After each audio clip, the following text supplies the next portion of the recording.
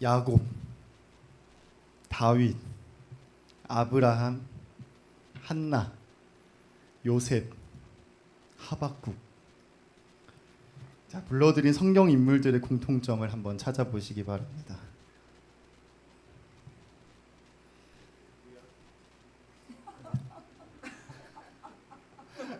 여러 가지 이유가 있겠지만 제가 가지고 온 답과 일치해야 됩니다.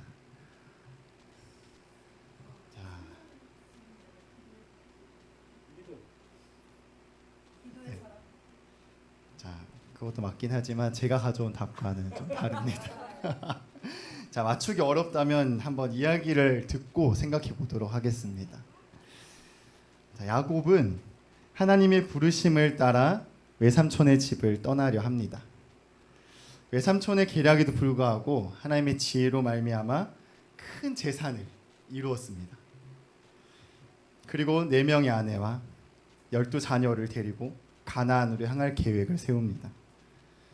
문제는 하나님의 명령이었는데 하나님께서는 야곱에게 조상들이 살던 땅, 다시 말해 자신의 아버지 이삭이 있던 땅으로 가라고 하십니다. 야곱은 주저합니다. 왜냐하면 그곳에는 장자권과 장자의 축복을 빼앗겨 분노한 에서가 있기 때문입니다. 그러나 외삼촌의 집에서 주저할 수만은 없는 상황입니다.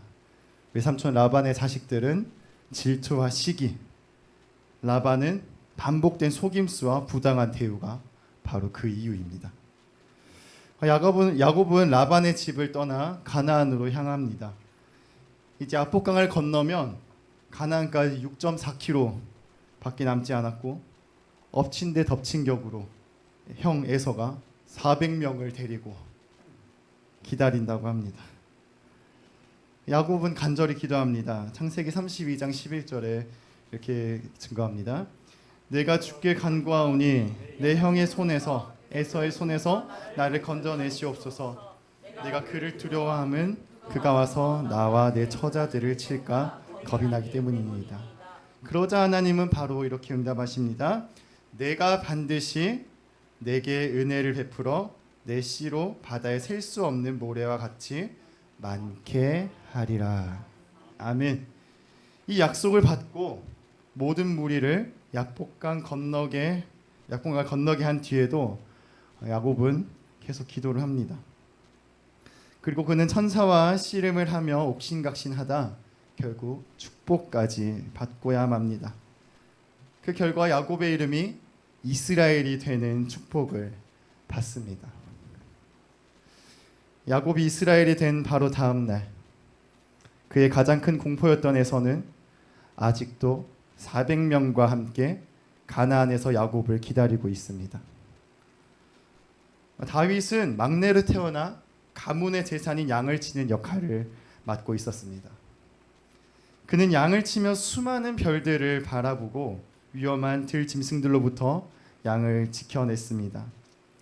어느 날 사무엘이 다윗의 아버지인 이새를 찾아와 그들의 아들들과 하나님께 제사를 드리고자 합니다. 이새의 아들들은 한 명씩 사무엘 앞으로 지나갑니다. 하나님께서 합당하다 하면 사무엘에게 응답하시기 때문입니다. 그런데 첫째부터 7째까지 모두 지나갔음에도 하나님은 아무런 응답이 없습니다. 사무엘에 의아해하며 이새에게 묻습니다. 여기 있는 아들들이 전부입니까? 그러자 이새는 말합니다. 아닙니다. 막내가 남아있는데 그는 아직 너무 어리고 양을 치러 저기 멀리 가 있습니다. 사무엘은 다윗을 속히 데려오라고 합니다. 시간이 지나 다윗이 불이 나게 집으로 달려오니 하나님께서 말씀하십니다. 여호와께서 이르시되 이가 그니 일어나 기름을 부으라 하시는지라. 아멘. 다윗은 사무엘에게 기름을 부음 받습니다. 그리고 기름 부음 받은 바로 그 다음 날 그는 어제와 같이 다시 지팡이를 붙들고 양을 치러 들판으로 나가야 했습니다. 아브라함은 아이가 없었습니다. 다시 말해 가문을 이어갈 사람이 없었습니다. 그러나 그에게 하나님의 계획하심에 따른 약속이 있었습니다. 이를 창세기 15장 3절에서 5절 말씀입니다. 함께 읽겠습니다. 아브라함이 또 이르되 주께서 내게 씨를 주지 아니하셨으니 내 집에서 길린 자가 내 상속자가 될 것이니이다. 여호와의 말씀이 그에게 임하여 이르시되 그 사람이 내 상속자가 아니라 그 몸에서 날 자가 내 상속자가 되리라 하시고 그를 이끌고 밖으로 나가 이르시되 하늘을 우러러 물가를 셀 수 있나 보라. 그에게 이르시되 내 자손이 이와 같으리라. 아멘. 이런 가슴이 답답한 상황에서 하나님은 이 큰 약속을 하십니다. 아브라함이 큰 민족이 될 것이라는 약속을 받은 바로 다음 날 그는 여전히 아이가 없는 장막에서 하늘의 별을 바라볼 뿐이었습니다. 엘가나의 아내는 2명입니다. 누구일까요? 한 명은 한나요. 한 명은 브닌나입니다. 브닌나에게는 자식이 있었고 한나에게는 자식이 없었습니다. 그러나 남편인 엘가나는 브닌나보다 한나를 더 사랑했습니다. 브닌나는 질투가 많은 고로 한나를 시기했고 한나를 약올려 격분하게 하여 괴롭게 했다고 성경은 증거합니다. 한나에게 하루하루는 너무나도 고통의 나날이었습니다. 그러나 그녀가 이런 고통 중에서도 선택한 것은 하나님께 나아가 기도하는 것이었습니다. 그녀가 얼마나 심히 통곡하여 기도했는지 제사장 엘리는 그녀가 취하여 술주정하는 것처럼 보였다고 합니다. 한나는 엘리에게 이렇게 말합니다. 저를 악한 여자로 여기지 마소서. 제게 원통함과 격분됨이 많기 때문에 이리 통곡하여 기도한 것입니다. 엘리는 그 말을 듣고 대답합니다. 평안히 가라. 이스라엘의 하나님이 내가 기도하여 구한 것을 허락하시기를 원하노라. 한나가 엘리에게서 기도 응답을 받고 그런 약속을 받은 바로 다음 날, 그날에도 그녀의 품은 여전히 비어 있었고 브린나의 괴롭힘은 여전했습니다. 요셉은 야곱의 귀한 아들입니다. 그의 아버지 야곱은 그가 가장 사랑했던 아내 라헬에게서 얻은 늦둥이 아들입니다. 야곱은 요셉을 각별하게 생각하여 채색 옷을 입혀 다른 아들들보다 편애하고 귀하게 여겼다고 성경은 증거합니다. 어느 날 요셉은 꿈을 꿉니다. 꿈에 자기 형들과 함께 밭에서 곡식단을 묶고 있는데 자기 단이 일어서더니 형들 곡식단은 요셉의 곡식 앞에 절을 합니다. 형들은 그 말 들으니 거참 네가 우리의 왕이 되겠느냐? 네가 우리를 다스리게 되겠느냐? 조롱하며 시기하고 질투하고 미워합니다. 그러던 차에 요셉이 다시 꿈을 꾸고 형들과 아버지 앞에 또 얘기를 합니다.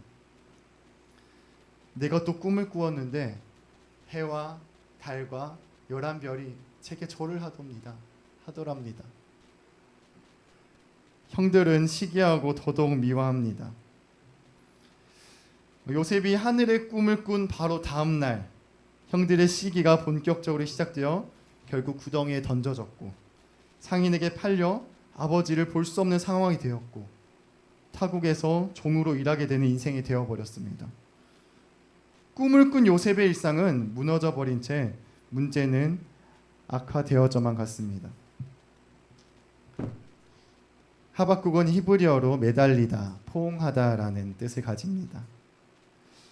이는 당시 죄악과 불의 앞에서 하나님의 뜻에 끈질기게 매달리고 고통받는 백성을 품에 안고 간절히 기도했던 선지자의 모습을 상징적으로 보여줍니다. 요시야 시대 이후 여호아하스와 여호야김 왕의 통치 시기는 남유다가 영적으로 너무나도 크게 타락하고 부패하고 불의가 만연하고 사회적 혼란이 극심했던 시기입니다. 또한 국제적으로 아수르 제국이 쇠퇴하고 바벨론 제국이 신흥 강자로 떠오르던 시기였고 유다는 그 위협에 노출되어 있던 상황입니다. 이런 시기에 하박국은 처절하게 기도합니다. 하박국 1장 2절에 4절 이렇게 기록합니다. 여호와여, 내가 부르짖어도 주께서 듣지 아니하시니 어느 때까지리이까? 내가 강포로 말미암아 외쳐도 주께서 구원하지 아니하시나이까? 어찌하여 내게 죄악을 보게 하시며 패역의 눈으로 겁탈과 강포가 내 앞에 있고 변론과 분쟁이 일어났나이다. 이러므로 율법이 해이하고 정의가 전혀 시행되지 못하오니 이는 악인이 의인을 에워쌌으므로 정의가 굳게 행하여짐이니이다. 하박국은 이런 시대에 하나님께서 일하셔서 정의를 세워달라고 요청하고 또 요청합니다. 그러나 하나님은 하박국 2장에서 이렇게 말씀하십니다. 불의한 자는 교만하고 정직하지 못해 말할 것이지만 의로운 사람은 오직 하나님을 향한 믿음으로 말미암아 살게 될 것이라고 말입니다. 그리고 자신이 행한 대로 심판을 받게 될 것이며 자신이 노력하고 파괴했던 것들로 인해 자신 또한 노력을 당하게 될 것이라 말씀하십니다. 또한 모든 피조물들은 하나님의 주권과 거룩함 앞에 잠잠해야 할 것임을 말씀하십니다. 하박국은 하나님이 일하고 있음을 깨닫게 된 바로 다음 날 세상은 여전히 불의했고 그는 조용히 망대에 올라 하나님을 기다려야만 했습니다. 여러분, 야곱과 다윗, 아브라함과 한나, 요셉과 하박국의 공통점이 무엇입니까? 하나님의 부르심을 받은 사람이라는 것입니다. 그런데 의문이 듭니다. 하나님의 부르심을 받았는데 그들의 삶은 드라마틱한 반전적인 삶이 펼쳐지지 않습니다. 오히려 일상은 여전하고 문제는 해결되지 않고 오히려 악화되어져 가는 것 같습니다. 부르심을 받은 사람들에게 하나님께서 기도할 시간을 주시는 데에는 다 이유가 있습니다. 하나님께서 이 사람들에 대한 정보를 모르시기 때문에 알려드려야 하는 걸까요? 아니면 하나님께서 우리의 원한과 필요를 모르셔서 우리가 알려드려야 하는 것일까요? 아닙니다. 예수님은 분명하게 말씀하십니다. 너희가 구하기 전에 있어야 할 것을 내가 안다. 근데 또 다른 측면에서 하나님은 또 이렇게 말씀하세요. 쉬지 말고 기도해라. 있어야 할 것을 다 아시는 분인데 왜 대체 우리는 쉬지 말고 기도를 해야 하는 것일까요? 내가 쉬지 말고 기도해야 하는 것은 나에게 있어야 할 것을 아시고 나를 이끌어 가시는 하나님의 인도하심을 쫓아가기 위해서입니다. 그 인도하심을 쫓아가려면 쉬지 않고 기도해야 한다는 것입니다. 있어야 할 것을 아시는 하나님께서 나에게 무엇을 주고 계시는지, 나를 어떻게 인도하고 계시는지, 나에게 주어진 것이 하나님께서 주신 것이라는 것을 깨닫고 분별하고 가려면 우리가 쉬지 않고 기도해야 하기 때문입니다. 아멘이십니까?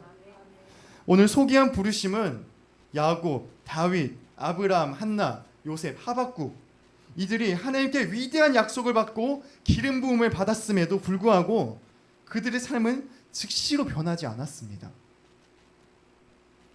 하지만 그들은 이전과 다른 소망이 있는 삶을 살았고 인내하여 더욱 하나님을 의지하는 인생을 살았습니다. 어떤 이는 며칠, 어떤 이는 몇 달, 어떤 이는 수십 년이 흘러 응답이 되었지만 그들은 좌절하지 않고 하나님의 응답을 기다리는 인생을 살았습니다. 그 결과는 여러분이 더 잘 아실 것입니다. 사랑하는 기쁨교회 성도 여러분, 여러분은 하나님께 부르심을 받았습니까? 여러분은 하나님의 자녀인 것이 분명하십니까? 그렇다면 지금 사는 시간 속에서 하나님 없이 즐거워하고 하나님 없이 만족해하는 삶을 그만두셔야 됩니다. 예수님께서 사역의 전과 후에 반드시 하신 일이 무엇인지 아십니까? 기도입니다. 하나님의 아들, 능력이 많으신 분, 모든 이름 위에 뛰어난 이름을 가지신 분인데 왜 그렇게 기도에 목숨을 걸으셨을까요? 하나님의 뜻을 따라 살기 위해서입니다. 그 인도하심 속에 있어야 가장 안전하고 가장 행복하고 가장 평안하다는 것을 아셨기 때문입니다. 혹시 주변에 기도하지 않으면서 왜 기도하냐고 묻는 분이 있다면 얘기하십시오. 혹시 기도해 보셨습니까? 기도해 봤다고 얘기하면 다시 한번 얘기해 보십시오. 혹시 기도가 뭔지 아십니까?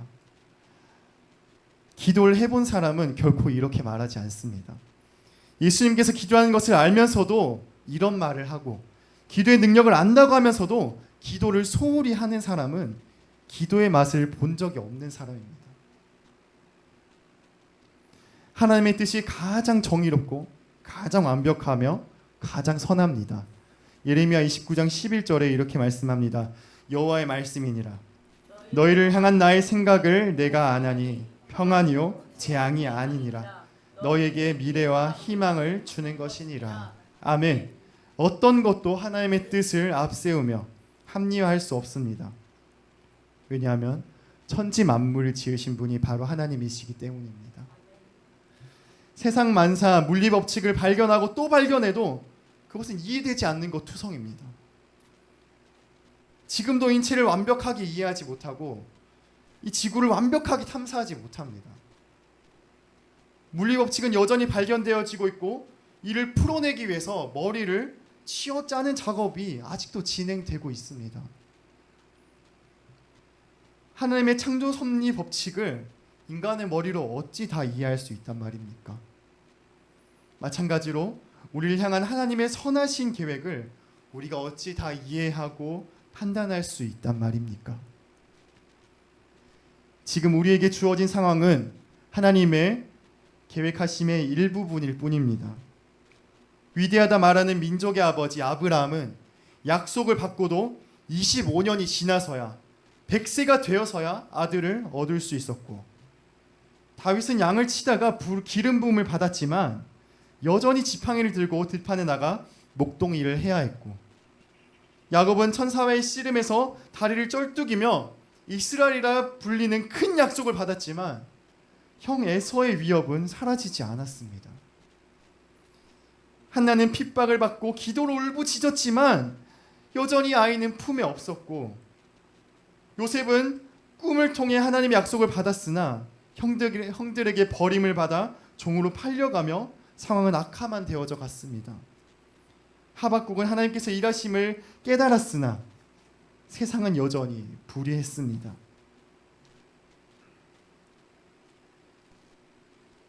이들은 기도로 인내하며 소망을 품었습니다. 이제 우리가 할 일은 기도하는 것입니다.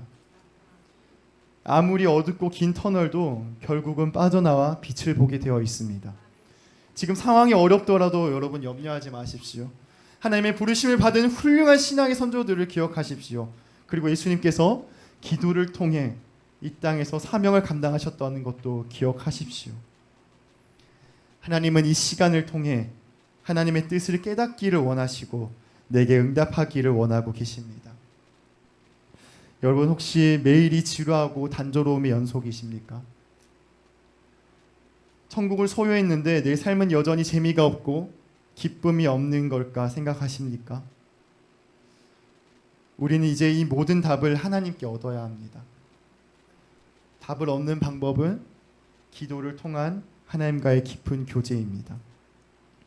예수님께서 제자들에게 하나님 아버지께 예수님의 이름으로 간구하는 기도를 가르치시며 하신 약속입니다. 다 함께 봉독해 보도록 하겠습니다.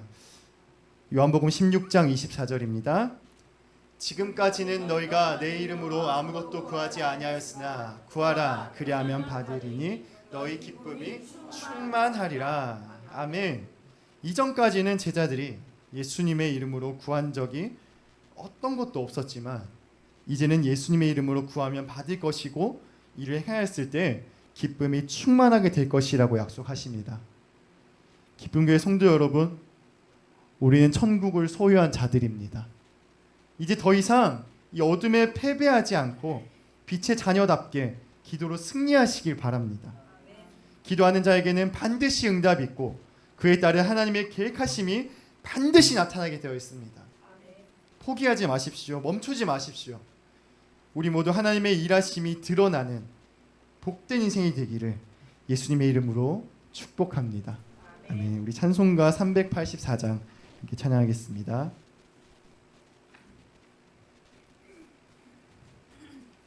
찬송가 384장 나의 갈 길 다가도록 찬양하겠습니다.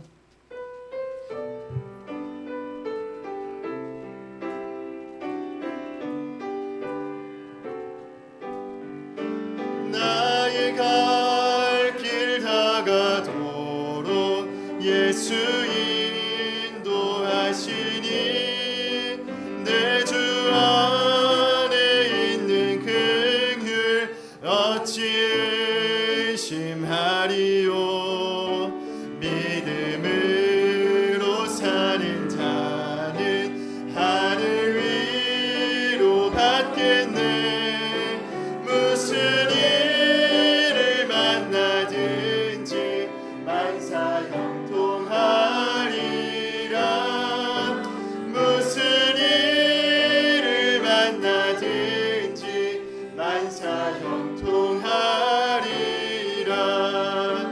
나의 갈 길 다가도록 예수 인도하시니 어려운 일 당한 때도 족한 은혜 주시네. 나는 심히 고단하고 영혼 매우 가라라.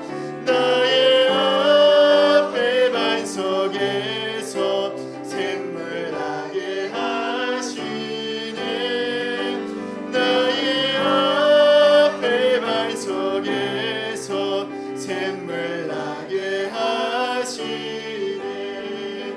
나의 갈 길 다가도록 예수 인도하시니 그의 사랑 어찌 큰지 말로 알 수 없도다. 성령 감화 받은 영혼 하늘 날아갈 때에 영영 부를 나의 찬송 예수 인도하셨네. 영영 부를 나의 찬송 예수 인도하셨네. 아멘. 기도하겠습니다. 지금은 우리 주 예수 그리스도의 은혜와 하나님의 사랑과 성령님의 교통하심이 여기 모여 고개 숙인 모든 자들 위해 영원토록 함께 하시기를 간절히 축원하옵나이다. 아멘.